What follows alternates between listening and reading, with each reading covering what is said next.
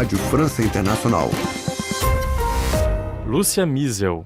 Paris, 9 de setembro de 2020. Confira os destaques desta quarta-feira. O governo britânico apresenta nesta quarta-feira um aguardado projeto de lei para prever a organização do país depois da saída da União Europeia.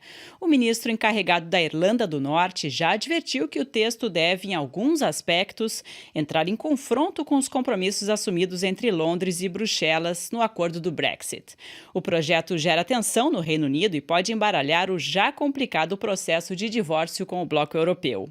O ministro francês do Comércio Exterior, Franck Riester, declarou nesta manhã que devemos nos preparar para as consequências de um no deal, ou seja, de um Brexit sem acordo com a União Europeia.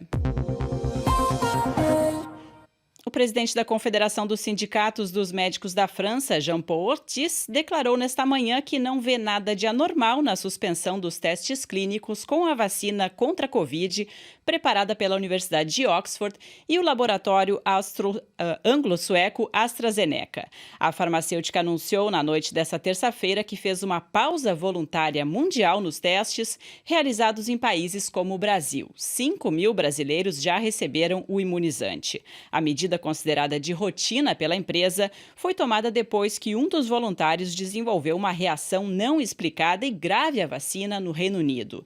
A AstraZeneca é uma das 9 empresas que se encontram na fase final de testagens. Uma grande operação de salvamento acontece em um acampamento de imigrantes na ilha grega de Lesbos nesta manhã.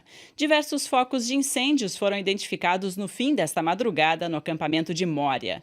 O local é considerado o mais dramático ponto de acolhimento de imigrantes da Europa, com mais de 12.700 requerentes de asilo no continente. Por enquanto, não há registro de mortos nessa operação.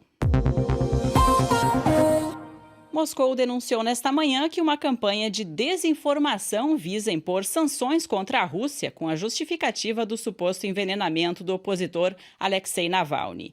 Em um comunicado, o Ministério das Relações Exteriores insiste que Navalny não foi envenenado, ao contrário do que dizem especialistas da Alemanha, onde ele segue internado. Nessa terça-feira, os integrantes do G7 pediram urgentemente justiça no caso e condenaram nos termos mais fortes o envenenamento. E a mortalidade das crianças de menos de 5 anos chegou a um mínimo histórico em 2019, mas este avanço pode ser afetado pela pandemia de Covid-19. A ONU alertou que a epidemia priva as crianças de cuidados médicos nos países mais pobres. Continue acompanhando as informações no nosso site rfbrasil.com.